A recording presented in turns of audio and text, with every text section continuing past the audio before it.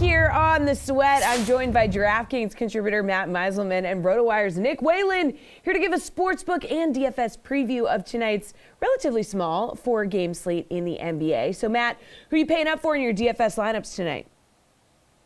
So I think that most people are going to want to use RJ Barrett near the top of the salary range. He's only 7,600, but due to just how popular he'll be, I think I want to go well above that for my priority. So I'll just pick Giannis. This isn't really that strange of a pick or anything like that, but I do think this is a slate where we see a lot of the highest owned players in the $7,000, $8,000 ranges. Giannis is a lot more expensive than that. The thing he has going for him that helps the most, I think, is that Chris Middleton is out of the lineup today. Giannis is on the injury report, but he's probable. Middleton is out for this game. So a little more usage for Giannis, a little more for him to do just in all sorts of offensive things. And then the Bulls are on the second leg of a back-to-back. So I think this is actually a pretty good matchup for Giannis. And then the one good defensive player that the Bulls have is Alex Caruso.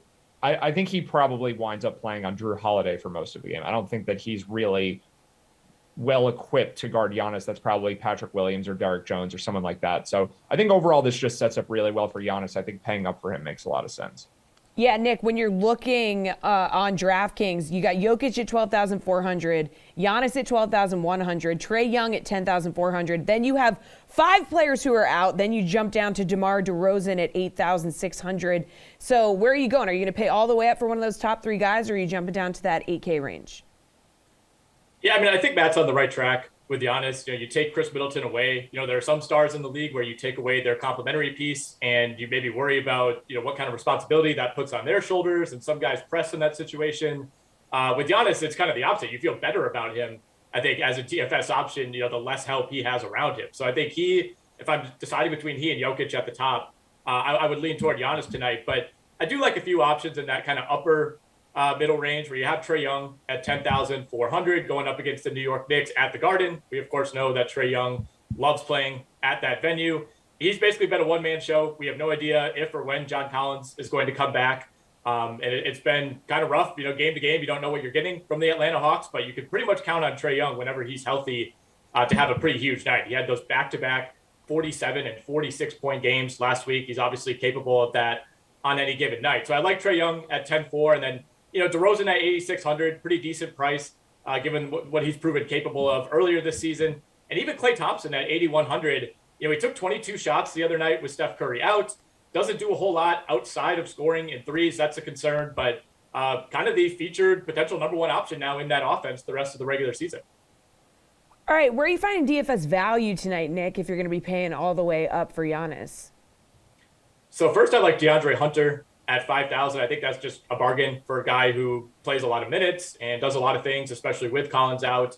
But there are two guys on the New York Knicks, and with Julius Randle ruled out of this game tonight, I think it opens things up for Jericho Sims, who's down at $3,100. Nerlens Noel has been MIA for a month and a half at this point. I don't think he's going to randomly come back tonight. So Jericho Sims could be looking at, up certainly north of 20 minutes, perhaps even north of 25 minutes.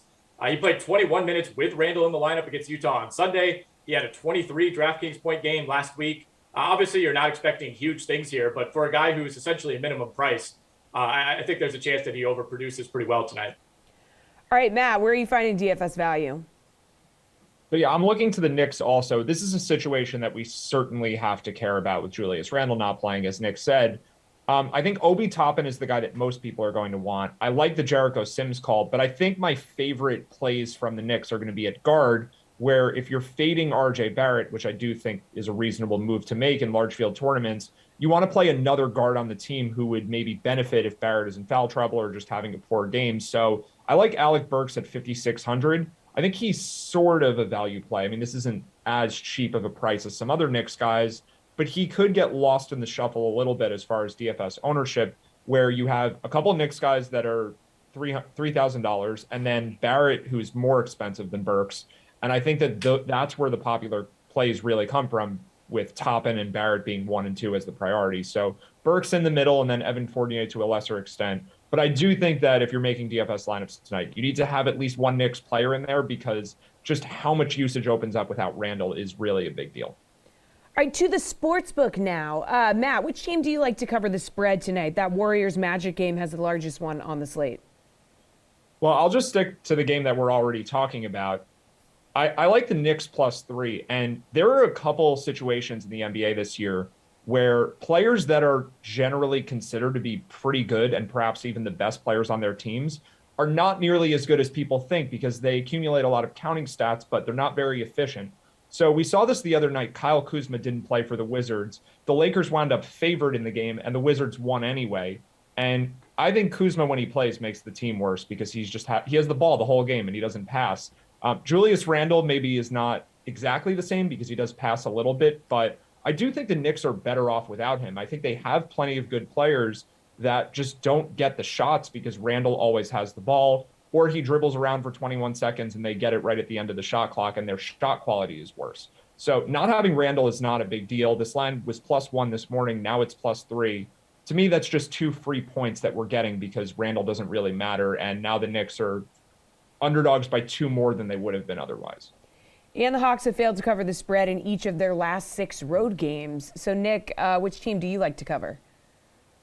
Yeah, I think Matt is on the right track there. Not only has Atlanta, riding that 6-game, ATS loss streak, but they're the worst team in the league against the spread on the road this season by a pretty good margin. They're 10-24 ATS in away games. So it's not like the Knicks have been a juggernaut covering at home either, but it's a pretty stark comparison when you look at Atlanta's home and road splits.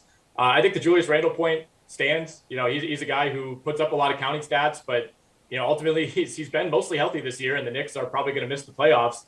But they are, I think, 5 games back of this Atlanta team for that 10 spot in the East. I mean, again, chances are they're not going to catch them. Overwhelmingly unlikely. But if you're the Knicks and you're convincing yourself, hey, we still have a chance at this play-in, you absolutely have to win this game tonight. So maybe there's a little extra juice in the garden for the Knicks. I'll trail Matt here and go Knicks +3 at home. All right, let's talk about game totals. Any that you're eyeing today, Nick? I mean, that Hawks-Knicks game has the highest one, 226.5. I'd be tempted to go under on that, but I really like the under on Warriors Magic, and it's a low number. It's at 215. I do feel like I'm being baited into it a little bit. The no Curry factor, I think, looms large, especially for Golden State. But even with Steph in the lineup since the All-Star break, this has essentially been a league average offense. They're 13th in offensive rating over the last 15 games. Obviously, Orlando, not a great team on either end, but both of these teams can D up. And since the All-Star break, Orlando's actually been a better defense than Golden State. They both rank in the top half of the league. I think this is just kind of a feel it out game for the Warriors, where you're playing your second game now without Steph Curry. They're trying to figure out what is the new hierarchy. Is Jordan Poole the number one guy? Is it Klay Thompson? Where does Draymond fit? And then on the other side of this, you have the Magic, who just put up 90 points against OKC in their last game on Sunday. So I think this is a game that Golden State finds a way to win, but it's not exactly a pretty one. All right, Matt, looking at these game totals, what do we think? Yeah, I'll just keep talking about the same game. I do like the undercall in Orlando Golden State, but I'm going to stick with this Knicks-Hawks game. And the other thing that I didn't mention when it comes to the spread is Bogdan Bogdanovic, who may not be playing for this game.